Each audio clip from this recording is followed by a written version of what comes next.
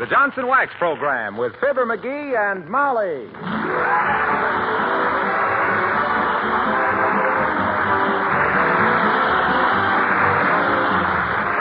The makers of Johnson's Wax products for home and industry present Fibber McGee and Molly, written by Don Quinn and Phil Leslie, with music by the King's Men and Billy Mills Orchestra.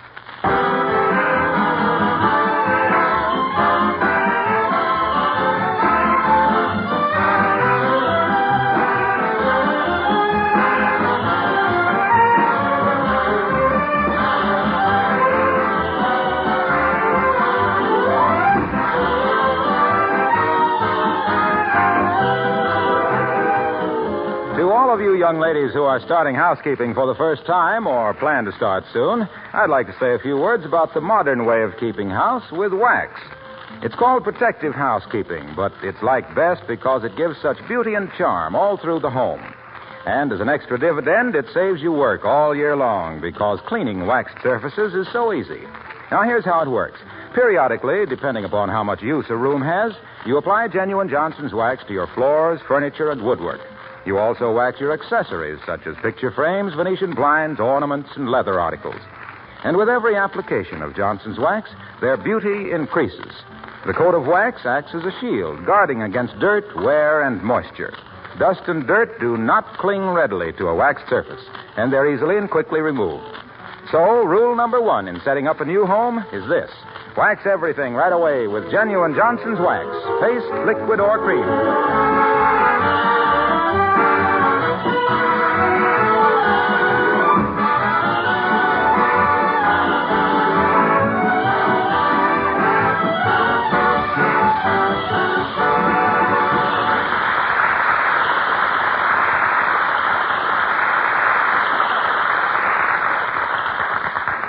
What the harp was to the minstrel, what the lute was to Orpheus, what the piano was to Beethoven. That's what the sound of carpenters at work is to a guy who loves to tinker and putter. So when somebody started to build a new house next door to 79 Wistful Vista, guess who is itching to get over there and kibitz? Yeah, himself, Fibber McGee and Molly.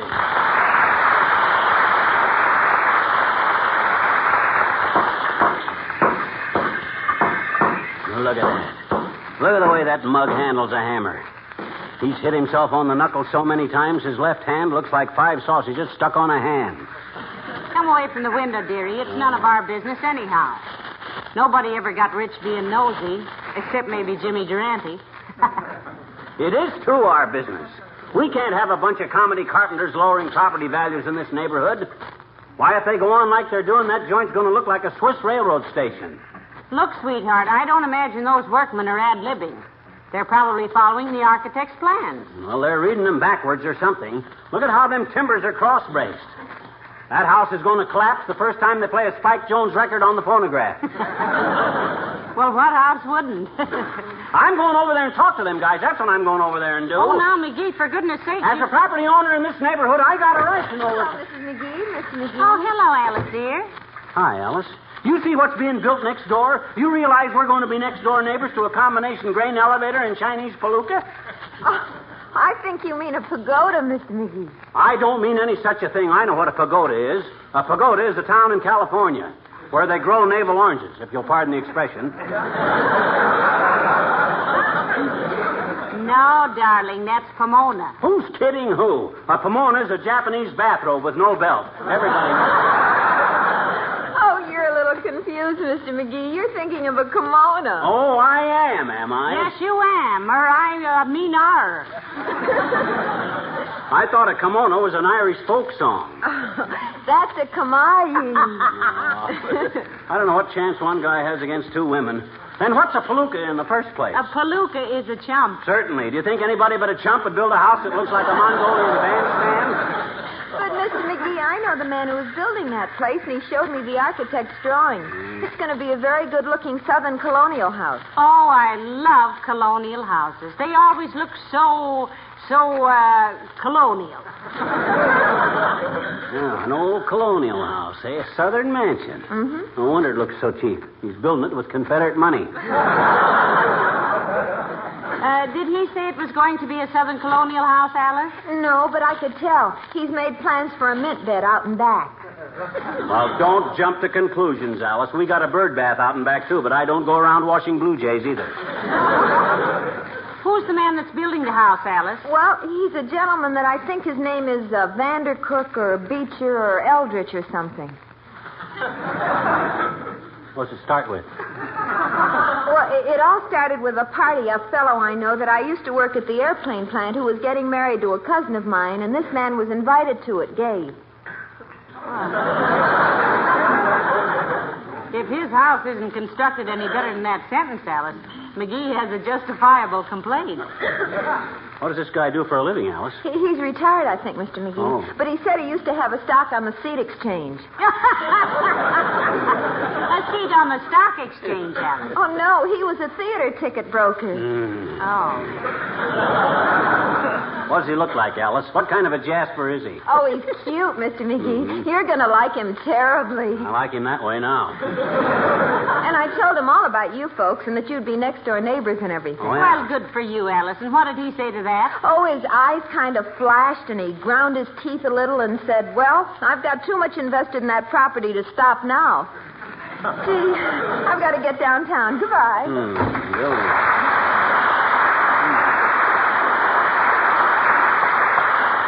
An old colonial mansion, is it? Just an upstart. Why, the way we'll snub that guy is going to be... Huh? Didn't Alice say he was putting in a mint bed in his backyard? Yes, and of all the... mint bed, eh? You know, the man may have a few decent instincts at that. Remind me to drop in on him the first hot summer night next summer and give him the old fraternity grip. After all, he might... Oh, my gosh. Well, you look at him now. Look at whom doing what? Those carpenters. Look at that guy with a ripsaw. Why don't he get his back into it? He acts like he was cutting fruitcake or something. Where's my hat? I'm going over there. Wait a minute, McGee. Don't do that. You'll be just in the way. I'll show them pagodas how to carpenter. I'll show Wait them. for me, dearie. I'll go with you. I'm going over there. McGee, wait for baby.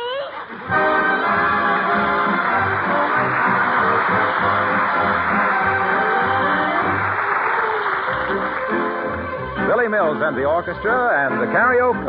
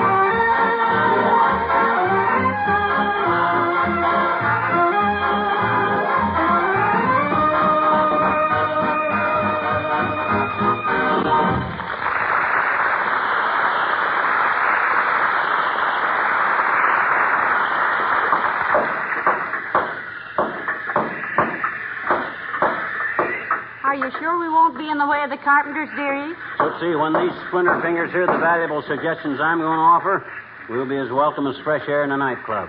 Yeah, but maybe now just park your little tweed skirt on a keg of nails and watch old Frank Lloyd Wright McGee.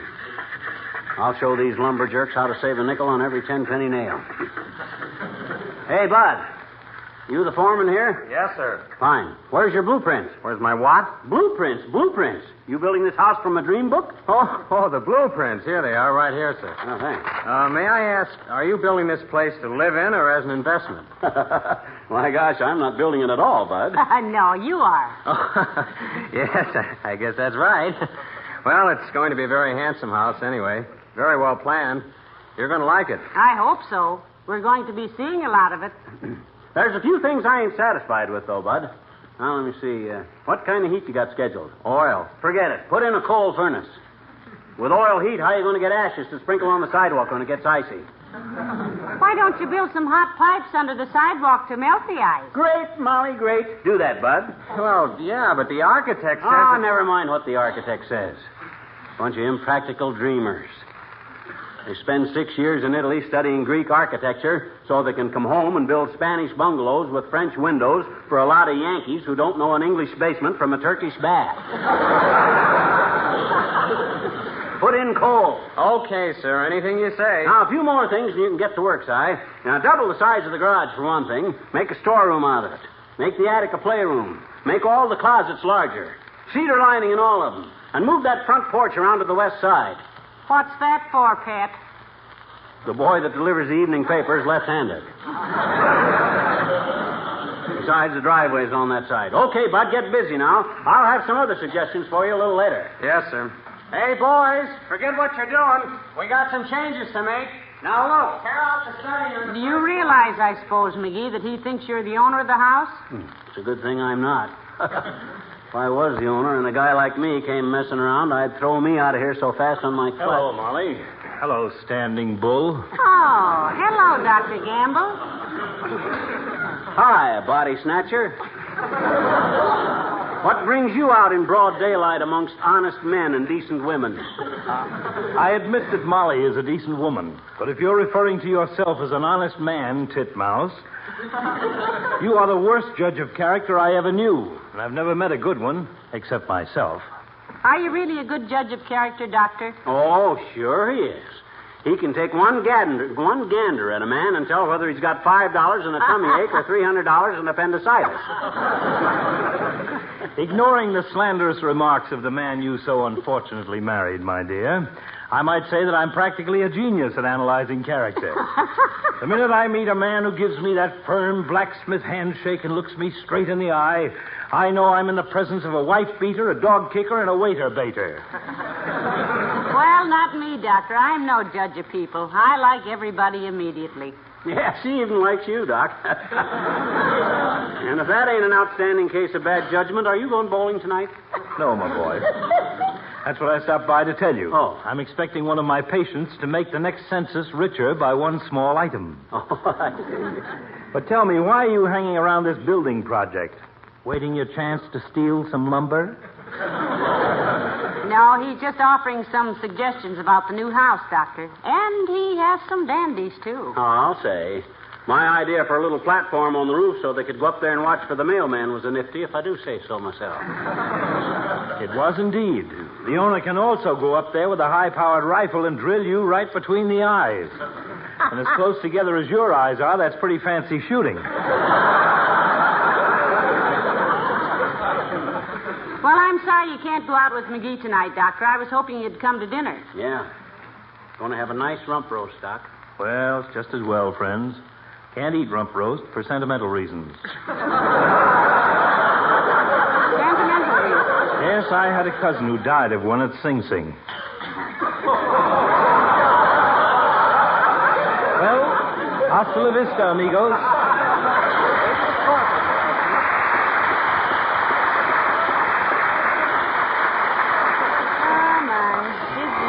Sweet old character, though. Yeah. Hey, fellas. Yeah? I just had a good idea. Have Willie West and McGinty there put a little balcony outside the master's bedroom so he can stand there over the swimming pool and practice fly casting. I didn't know the plans called for a swimming pool, dearie. They don't. And add a swimming pool, Bud. 44 by 20. We haven't got room for a pool that big. Well, and make it 10 feet shorter and 10 feet deeper. Okay. Did you see the funny look he gave you, McGee? Yeah, these guys aren't used to a man who can make snappy decisions. Most people fuss around for 10 days about where to build the ironing board. They think it's a... McGee, Huh? say, look at that man sawing over there. Why, he isn't half trying. And what's more, he's using a cross-cut saw when he ought to be using a rip saw. Hey, Bud. Come here a minute. Yes, sir. Something you wanted? Well, heavenly days, Mr. Wilcox. What are you doing here working as a carpenter, Junior? Asked fun-loving little Fibber, dancing up and down with excitement. Oh, I do this every once in a while, pal. I love to work with wood. I like the feel of it, the smell of it. Do you really, Mr. Wilcox? Yes, really. I guess it runs in the family. My uncle, Big Paul Bunyan Wilcox, was the same way. Just loved wood. He'd eat 6 meals a day just for an excuse to chew on a toothpick. Sometimes I think that's why I'm in the business I'm in. You mean? Yes, selling Johnson's wax. Oh, you got us, Waxy. You got us. I could see it coming, but I didn't know from what direction. Yes, when I think how Johnson's wax brings out the beauty of wood surfaces, how it seals the pores of wood against dust and dampness and dirt, and gives it such a gleaming sanitary freshness, well, it just makes me feel good all over. You sound like you might be a descendant of that great nobleman, Sir Cassian Walnut. Just as a matter of curiosity, Waxy, why were you using a cross-cut saw over there? Sawing with the grain, you ought to use a rip saw. Oh, no. A rip saw is so ruthless. It tears the wood. I can't stand that. I like to handle wood gently, tenderly. Oh, my God. Heavenly days. That's why I like to be around new houses like this, to see the wood being fitted into place. The door frames, the floors, the windowsills, the paneling. Getting ready for their first application of Johnson's wax. Oh, sure. Sometimes I wish I were a piece of wood. Oh, sure. So I could be Johnson wax and admired by everybody and live so long and reflect a spirit of cleanliness and hospitality. Well, got to get back to work, folks. Nice to see you.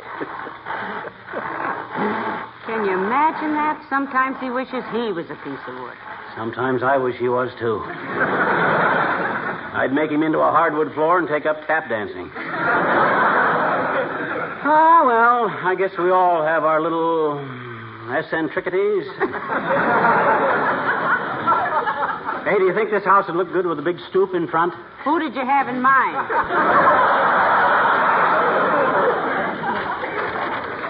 I think I'll take these blueprints home, Molly, and work them over. There's several more changes I want to make. Come on, let's go. All right, dearie, but I hope the owner of this house... Oh, look, McGee, there goes Mrs. Carstairs. Yoo-hoo, Mrs. Carstairs. Remind me to buy you a moose call for Christmas. She couldn't resist a good, strong honk on that. Now, be nice, dearie. She's really a fine woman. She's a pain in the clavicle. She's so doggone refined, she turns her head away when she takes the pants off her lamb chops. Well, my goodness. She may be a little stuffy, but... hello there, Mrs. Carstairs. So nice to see you. How do you do, my dear? Good day, Mr. McGee. Hi, Carsty. I was just telling Molly what a sight you are for sore eyes. Thank you. We've been looking over this new house they're building here, Mrs. Carstairs.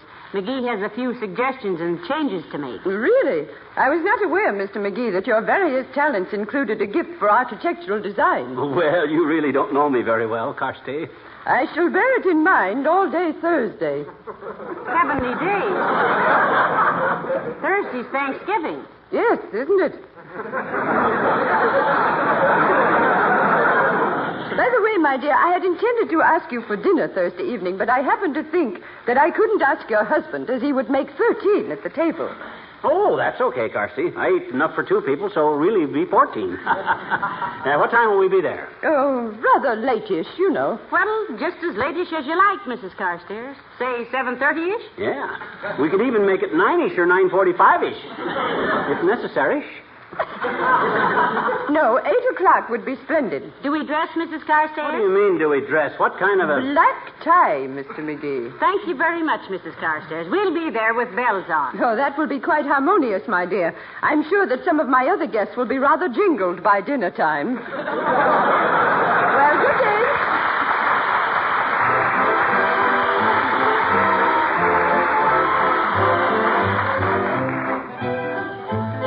And here are the King's Men with the typewriter serenade. 79 Wistful Vista, 1945. I take my Underwood in hand and hasten to reply. Oh, Tap-a-tap-a-ting, tap-a-tap-a-ting, tap-a-tap-a-ting. It's singing, singing you the news in a little typewriter serenade. Every little tap means a little kiss. Tap-a-tap-a-ting. It's ringing, bringing you my heart in a little typewriter serenade. And while I'm typing out this letter, I'd let her enclose more kisses. Tap-a-tap-a-ting, tap-a-tap-a-ting, tap-a-tap-a-ting. It is ending, sending you my love in a little typewriter serenade, serenade, serenade. Page 1 is through, and here's page 2. Just a line or two telling you what's new so you won't be blue, my darling. Sending you the news in a little typewriter serenade. I called upon the gums, Junior had the mumps, gee, I'm in the dumps. I miss you, thought I'd tell you so in a little typewriter serenade. And while I'm writing you this letter, I'd better get finished with it. So I'll say goodnight, don't forget to write till I hold you tight. Real soon, dear, here's all my love in a little typewriter serenade, serenade, serenade, serenade, serenade. The typewriter serenade.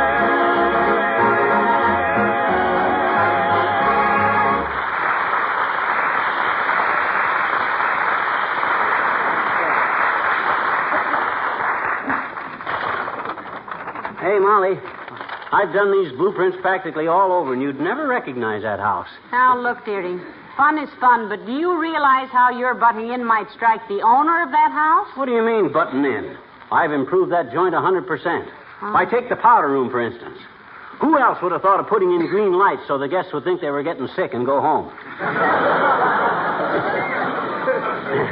We won't have to go to Karsty's Thanksgiving, Molly. We're having our turkey now. And who else would have ever had... Come in. Good day. I'm one of your neighbors. Yeah, we know, sis. You're the cousin of Punchy McFight, the prize catcher. No, he means you're the fighter of Punchy McCousin, the Clatch Prize. No. I mean, she was the prize of Cousin McClutchy. I am the cousin of Punchy McClatchy, the prize fighter. Certainly. Well, what about it, sis? Well, just to be neighborly, I thought you might want to put a wager on the fight tonight. Punchy is fighting Cauliflower Conley, you know. It's a sure thing. Well, thank you very much, dearie. Thanks for the tip, sis. I'll slap a $2 wager on your cousin. You mean you're betting on Punchy? Sure. Oh, you fool, you. Well, she doesn't seem to have much faith in her own cousin, does she? Come to think of it, I don't know why she should. That McClatchy has taken more pokes than all the pickpockets on Broadway. That stumblebum has swallowed so many of his own teeth, his stomach chatters on cold days. Why, if he'd only... Oh, never mind him, McGee. I'm worried about all those changes you made on that new house next door. Oh, what are you worried about that for? I improved it, didn't I? My gosh, what kind of a neighbor would I be to stand around and see how... Oh, dear, every time that doorbell rings, I get a chill. I can just see the man who owns that house laying you out with a 2x4. Ah, pata, I can handle him. Come in.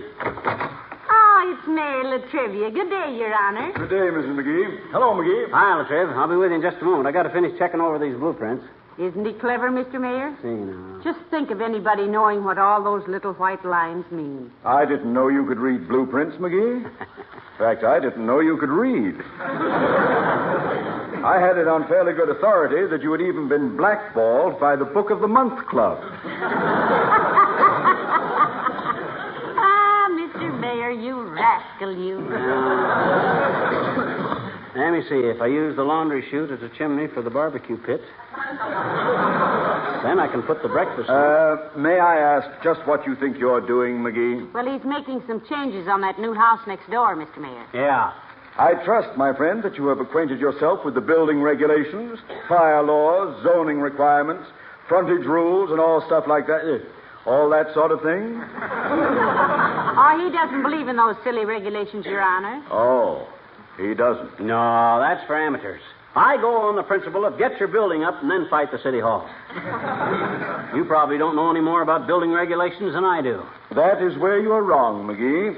I have the entire code in my head. Oh, I'm sorry, Mr. Mayor. Can I run upstairs? Can I go up and get you some nose drops or something? Nose drops? For what, Mrs. McGee? For your nose, naturally. Unless you want to use them to oil your roller skates. I don't know what you're talking about, McGee, but I don't want or need any nose drops.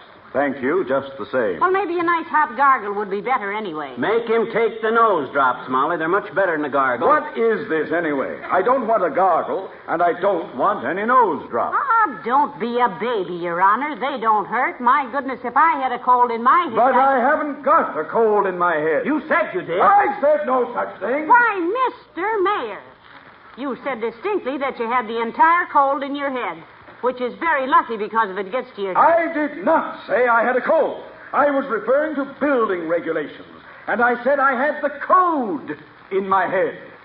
Head is so stuffy, he can't even say cold. Well,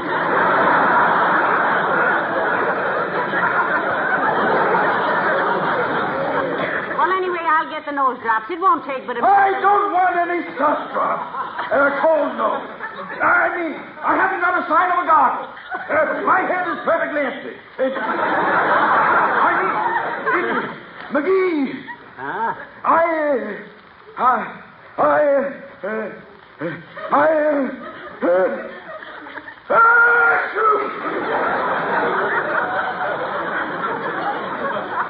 Pardon me. When I came in here, I didn't have a...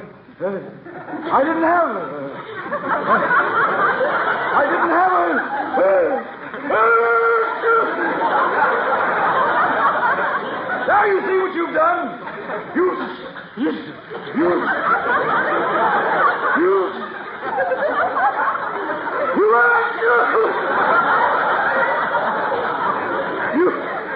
You've talked me into it.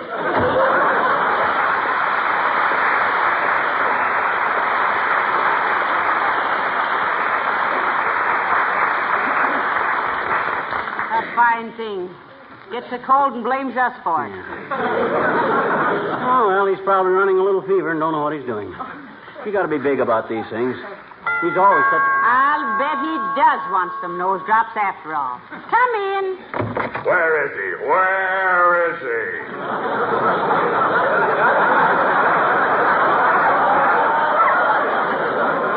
Where's who, sir? Where's the man who took the blueprints for my new house? Oh, you mean these blueprints, Bud? I was just looking them over to... Are you the fellow who took it upon himself to change my house completely around? Well, you see, Bud, I figured... Oh, we thought... Why, the whole plan's been changed. Nothing's the way I originally planned it.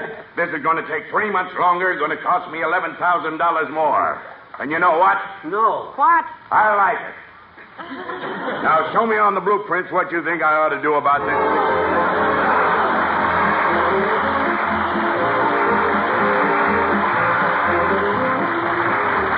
You've noticed, I'm sure, how you develop a friendly feeling for certain things you use or wear. Maybe it's a favorite sport coat. Maybe it's a household appliance that makes your work easier.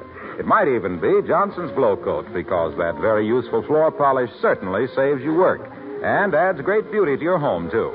Women like Glow Coat for 3 very good reasons. First, it does save them many hours of work all year long.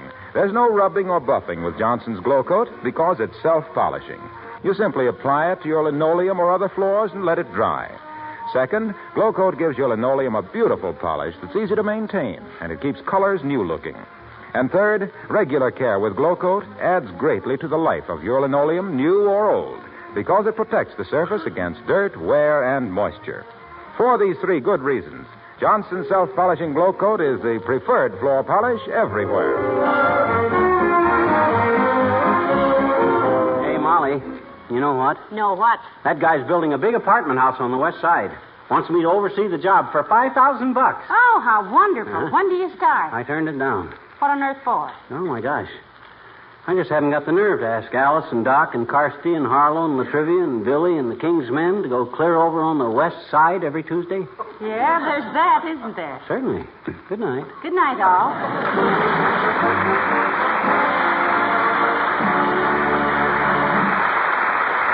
This is Harlow Wilcox speaking for the makers of Johnson's Wax Products for home and industry and inviting you all to be with us again next Tuesday night. Good night.